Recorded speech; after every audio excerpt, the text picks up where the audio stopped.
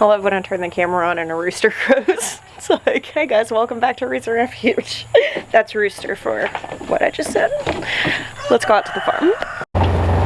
Trusty sidekick, lead the way. I had a little bit of a scare yesterday and I just came out here to check on the sheep. Hello ladies. Bear started to run off until he saw I was gonna squat down, in which case he had to come and be close, because if I'm on his level there may be snuggles to be had. Yesterday I rode out here. I had some kitchen scraps to take to the hogs and I decided to check on the mushroom garden out in the woods. And when I was coming back, I was driving past by the sheep, which are over here on the back side of the barn now, and I noticed that one of my big mama ewes that is really close to lambing was lying on her back, which is not good for sheep. Sheep, when they're either heavy laden with wool or overweight or very largely pregnant, their backs are so flat because they get so wide that they can actually get stuck on their back, and if they stay that way for too long they'll obviously die. What do you say, sir?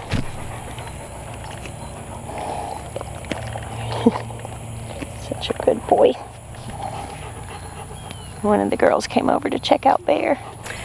Well, I got out there with her and just rolled her over. She was pretty wobbly. Now, this was like, I don't know, it was after I'd made lunch, so like early afternoon. And she couldn't have been that way for terribly long because Maya had come around and done morning chores like between 8 and 9. And so it could have only been for a handful of hours. She did have a little pile of poo-poo piled up behind her that, I mean, she'd been laying that way for at least a couple hours, so it might have happened after he came out here. But she laid there for a little while. We came back and checked on her a couple of times, and it took her a little while to really get up and get moving, but she eventually did and is fine now. They're all up and have been moving around all day.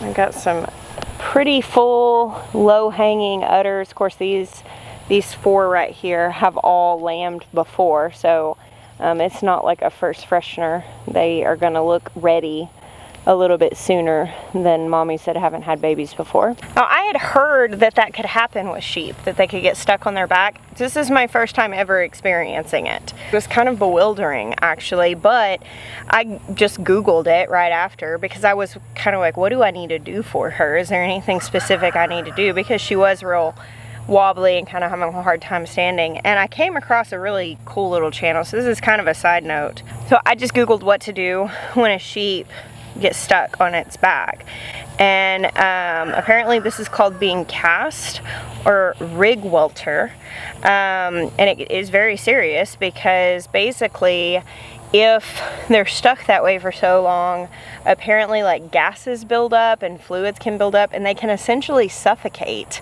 lying like that. Now, probably the more immediate risk here is that if it were like a really hot day, you know, that would be, oh, I hear rain. All right, we're gonna keep talking. I hear sprinkling, but it's not falling on me, so I don't know where it is. So if it were 100 degrees outside, as it has been frequently over the last few weeks, 38 Celsius, I mean, any animal that's like stuck without water in that kind of heat that can't get out of the direct sun, I mean, a heat stroke could really happen. And so one of the things I was reading is that apparently this is something that can have a heart attack. I mean, she had definitely been thrashing. It was very bewildering to me. But I found a channel. The first thing that had come up on Google under the videos was from a channel called Cane Hill Countryside Center.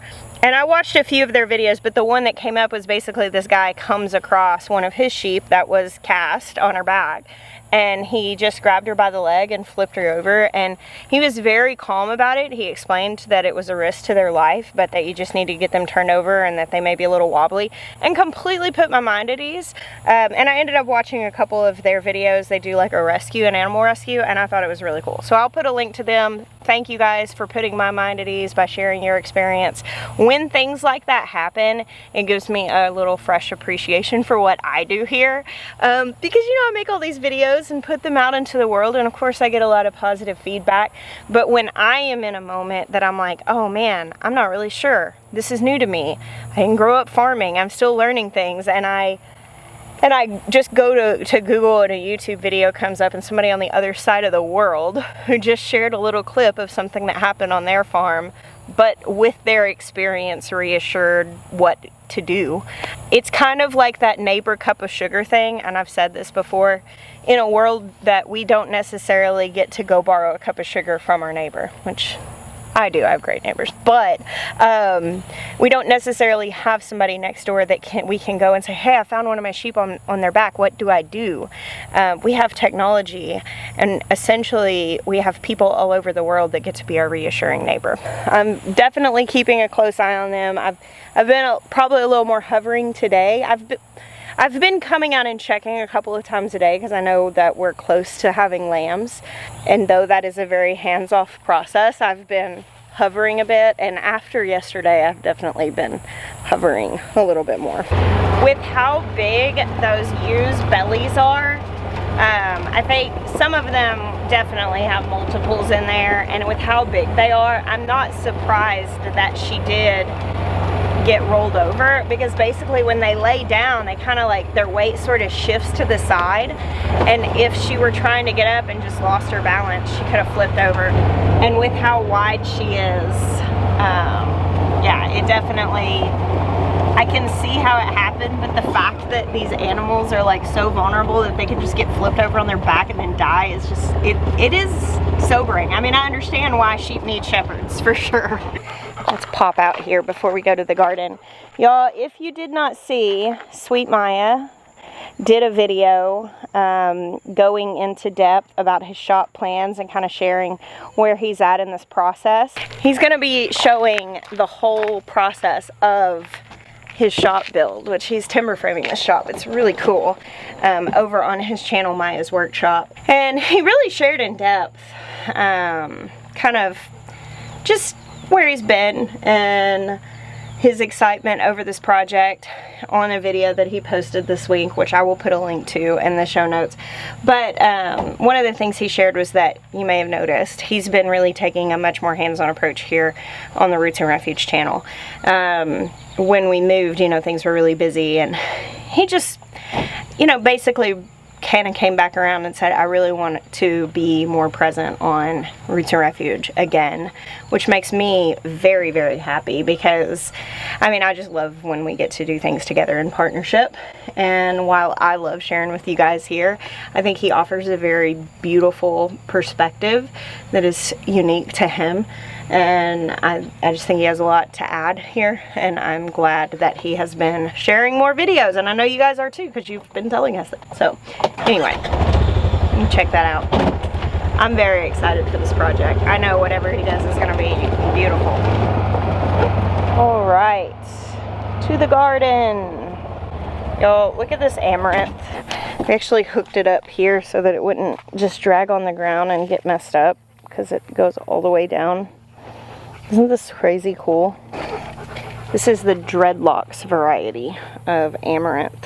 I grow this because it's really cool looking. However, you can eat amaranth. But usually what I do after I enjoy looking at it, if the wild birds don't get it, I usually just feed it to my chickens.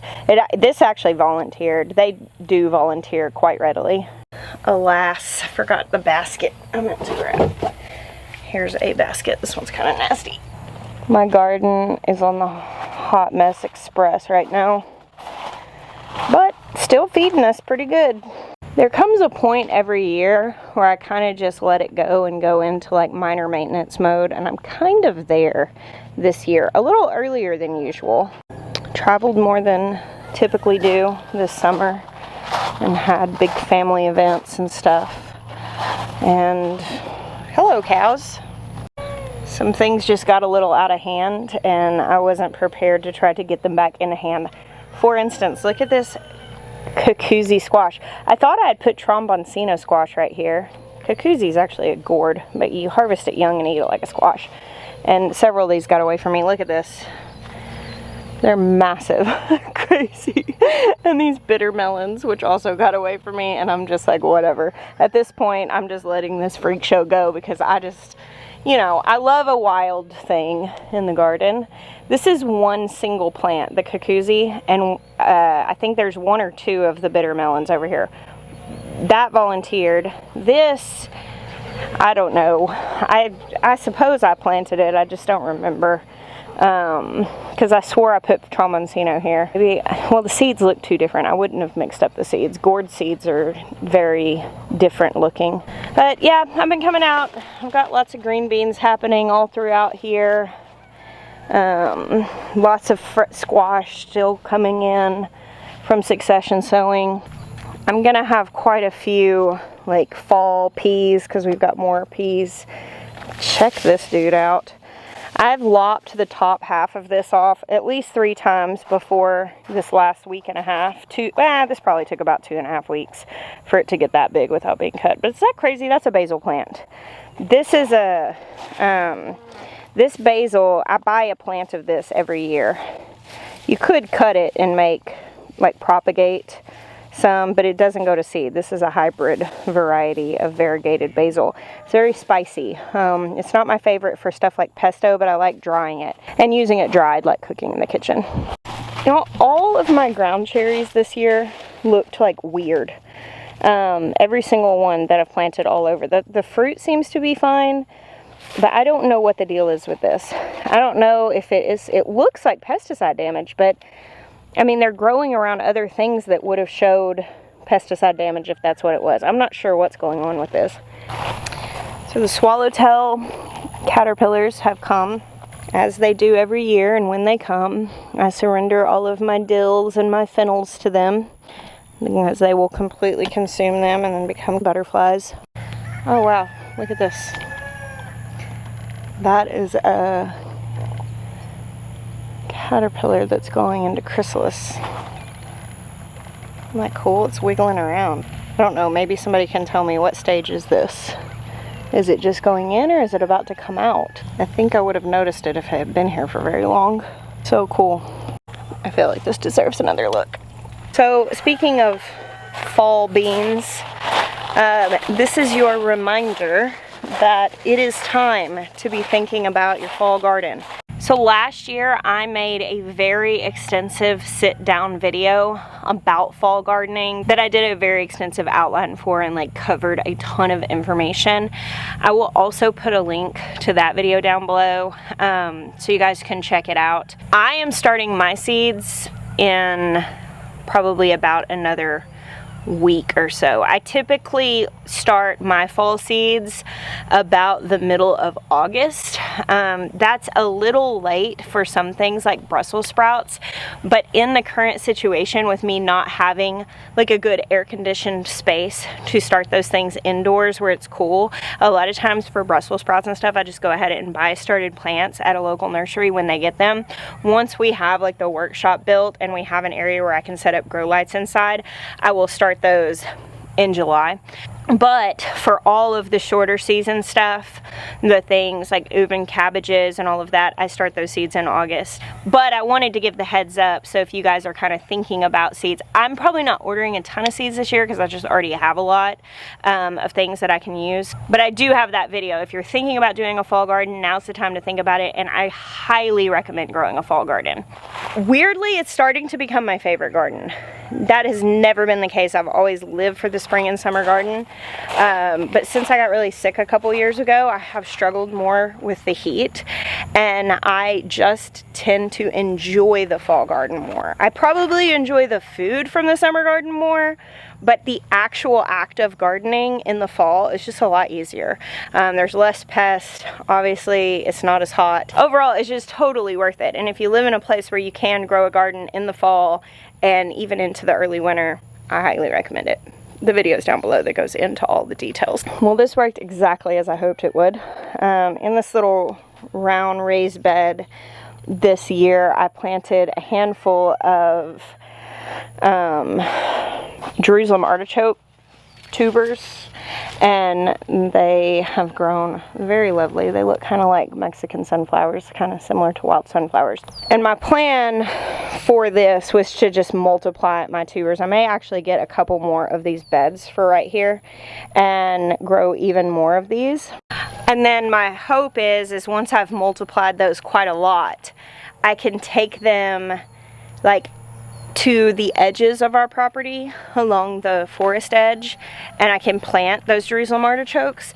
I've been told many times that they're very invasive, and there is a difference between something actually being an invasive variety or a noxious weed and it just being something that grows very readily. I can't make just like blanket statements because there are so many caveats to this, but for the most part, things like that, my opinion is, even if they are extremely aggressive growers, if you put them in a place that you don't care if they grow aggressively, it's fine. And my hope is that I could put those Jerusalem artichokes kind of out of the way, not a place that we try to like maintain the tidiness of, and that if they do take over and they do become like perennial, coming back year after year, that now I just have a food source that's available to me on my property that I'm not having to actually cultivate and garden. So that's my hope with those, but I do that with the full knowledge that where I put them, they may take over. Succession sowing squash this year has been very, very effective. So this is my most recent set of squash plants, like just summer squash that is coming up. There's a little volunteer zinnia in there. That one gets to stay. These haven't started setting flowers yet, but this will be the next place that we're harvesting summer squash. Actually, look here. Tiny little baby patty pan squash. So cute. Ugh. See this? I'm not sure.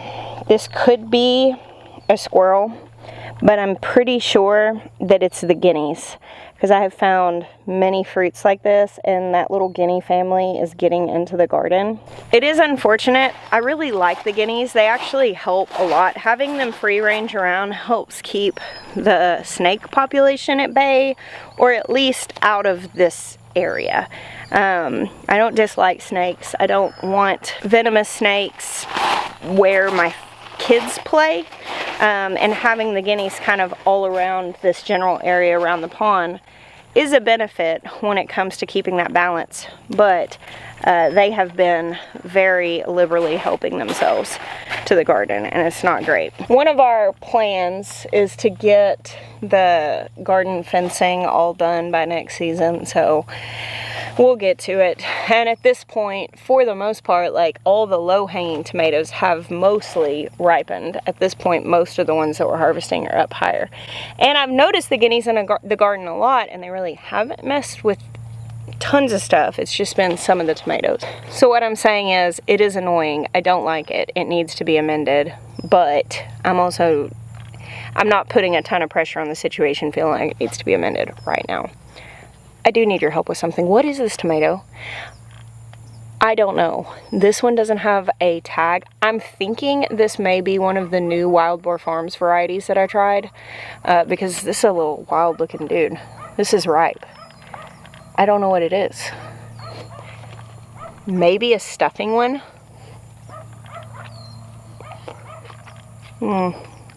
It's definitely green flesh. It's pretty good. It's really tangy. That's not a stuffing tomato. It's some sort of green tomato. I just don't know which one it is. And I don't think I've ever grown this before. I don't recognize it. I ended up with a handful of varieties that aren't marked, and this is the only one that I don't recognize it. This lovely tomato is called Genuine. Here we have a mortgage lifter. This is called pineapple. This is well over a 1 pound fruit. Little green on the shoulder still, but I'm going to pull it just because I have been having a lot of my fruit get a little pest damage when it starts ripening. And once they've blushed, they will continue ripening indoors. People like to argue this, but we all have our opinions.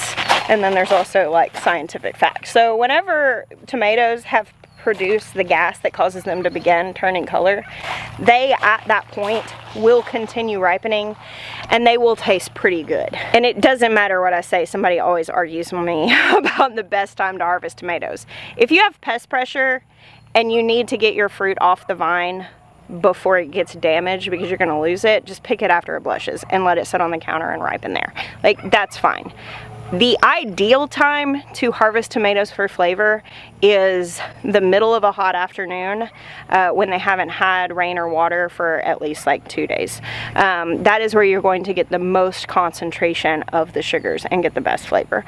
But yeah, a homegrown tomato is still dang good. The reason why like a tomato eaten fresh off the vine on a hot afternoon tastes so good is because of those sugars and because of what that does to the flavor. And sometimes even when you go to the farmer's market, the tomatoes aren't as good because a lot of times they are picked just barely starting to turn. But the thing that I think really makes the biggest difference is if the plants have experienced stress, they have a better flavor than if they didn't. So like using shade cloth actually makes the flavor, I don't even want to say bad or like even less good. These homegrown tomatoes are still just completely delicious. But the very best tomato, in my opinion, is one that was not given the grace of shade cloth, that was not given super consistent water, and that has dealt with the hot afternoon sun and picking the fruit in the middle of the hot afternoon. That's where you're gonna get like the mind-blowing flavor. That said, these tomatoes will still be extremely good. These are the Italian heirloom variety here. This little one is called Jubilee. This one got a little cracking, which this happens whenever you have inconsistent watering. And because I like to stress my plants out to make my fruit taste better, I often have cracks in my tomatoes because I do not like water them on a timer every day. I let them get a little dry. Anyway, this is Wild Boar Farms Barred Boar variety. Isn't that pretty? This one was begging to be eaten by me. I heard it calling to me. It's one of my favorite tomatoes. Right now, I need to go in and cook dinner right now, but I was getting tomatoes to actually cut up and make some things inside. This is what always happens. This is why I don't hardly ever eat my dinner in the summer. I'm full of tomatoes and watermelon. Yesterday, I was here and I busted open a watermelon and Jeremiah and I just walked around the garden holding half a watermelon each and just eating it with our hands. And I was like, this is really the only life I want to live. Like, I'm doing it. This is it right now. This makes me so happy. Cheers, friends. I hope you're chomping on a tomato in your garden right now. I'm going to grab a little of this thyme for a peach recipe that I'm going to make. And I'm going to get a couple handfuls of basil. I think we'll go with green.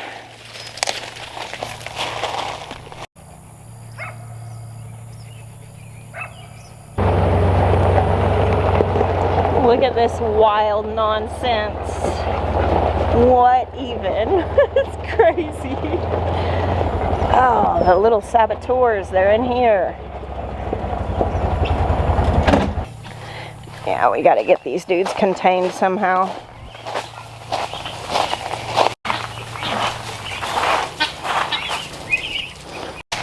Alright, I'm gonna grab some of these shishitos to make this evening. So this last week, the peaches came in. They started getting ripe, and then of course, when you've got like a whole tree of fruit, it more or less all comes ripe around the same time. I have been toying with something, and the peaches confirmed with me that this next gardening year, I'm going to take a different approach. Actually, this next like calendar year, I guess I should say. I'm really kind of wrapping my head around it now to kind of start now. I have always kind of equated homesteading and growing your own food with putting up a year of food. And preservation is a huge part of homesteading. And it's a skill that I'm so glad that I have. I know how to preserve, oh, sorry plant. I know how to preserve the garden. I know how to can, how to dry, how to do all of those things. These are skills that I have learned, and I think that they're very, very worthy skills to learn. However, I recognize that, like, for instance, when the strawberries all came on this year, we did eat a good deal of fresh strawberries, but instead of making lots of strawberry dishes, we ate some fresh, and then I made lots of jam with the rest, and I put them up. I freeze-dried them. I was saving them for later. I have a tendency to do that. I have a tendency, like, when the tomatoes are all coming on, yeah, we'll eat some fresh, but I put my first focus after a certain amount of fresh eating into preserving the bulk of the harvest. Oh, I'm going to make all my sauces and salsas and all that stuff, and preserve it for later, for the winter. And it kind of occurred to me here recently, as I've been juggling this extremely busy summer, I kind of started to question, like, why do I do it that way? Like, why do I feel like my number one focus needs to be what we're going to eat in the winter? Because then ultimately what happens is winter rolls along and I have all these cabbages and kales and roots and all the things that'll be in my winter garden. And we're still working through all the stuff that I put up in the summer. And while I like having some variety, I'm not saying that I want to quit preserving completely. I'm saying I want to adjust my priority a little bit. That when something is coming in, I am cooking it on our meal plan as much as possible. Eating seasonally when things are actually in season, because then we're eating food as fresh as we can right out of the garden. Home processed food is not the same as store-bought processed food. Obviously, we have our hands in the process, but there is some nutritional value lost in, like, the canning process, for instance. And these peaches came on and blew my mind. They were the best peaches I've ever had in my life. I shot a video going and sharing them with my friends because I made this realization of, like, man, I could can these and make jelly, or, you know, put these up somehow to have them later, but they'll never be as good as they are right now in the state that they are, fresh off the tree, fresh in the season that they were grown. And I thought, what if I grew my garden really focusing more on eating it in season rather than putting it up for later? I haven't been doing that. I mean, we eat in season, but sometimes we eat less in season so I can save more to put up later. Does that make sense? Like, sometimes my focus is more on the preserving than it is on the enjoying right now. Check out this tenacious little dude coming out of the edge of the garden bed. Is that a basil? It is. That's a little holy basil. Plants want to grow. And I'm curious, because I think that in the season of life that I'm in, that I'm insanely busy, largely just raising kids and doing the things that they need and taking part in their sports and their activities, I think I don't enjoy my garden food as much as I could, because I think I'm so focused on saving it for later that I don't fully take advantage of having it now. And I'm kind of thinking I want to shift into the next year, you know, as I go into the fall garden, the winter, and in next summer's garden, I really want to focus on planting things that we're going to eat fresh as they're coming on, and not planting as much for preservation, and kind of challenge ourselves to really just eat more seasonally. Of course, we still have a pantry full of food, and especially like dry staples and stuff like that that we will access year round. And then of course we have meat in our freezers that we'll access year round. But I'm kind of thinking I would do myself a service in the season of life I'm in to focus more on just living in the season and fully eating it. Man, we have eaten so many peaches and peach dishes and peach desserts and peach ice cream, and man, we have eaten our fill of peaches this last couple of weeks, and it has been glorious. And I think because I just took preserving them off the table, I was like, we're not going to put these up, we're just going to eat them. And I'm not going to waste them because they're heavenly. And so we're just eating them for breakfast and for dessert and with meals, and it's been so good. And it made me realize I haven't been doing this. I've not done that with the tomatoes. I have not eaten my fill of tomatoes because I'm thinking of checking off my list of all the quarts that I need of each particular thing to get me through the year. And I don't want to do that anymore. I want to eat my fill. It's the reward for doing this work, is eating the very best thing that the earth can give you when it's handing it to you. And that's what I want to do. Oh man. Bear, you sure are wiped out for somebody who doesn't have any responsibilities. He's like, what are you talking about? I just chased all those killdeers away that were hollering at you. Thank you guys for hanging out with me today. I'd be curious on your thoughts on the seasonal eating. What do you grow for? Do you grow for seasonal eating? Do you grow for preservation? Do you grow for both? I think the bottom line I'm feeling is I'm kind of having a hard time juggling both in the current season of my life, and I have been erring to preservation, and I think that that's selling myself short. So thank you for hanging out with me today and all the days you do. I bless you. Until next time.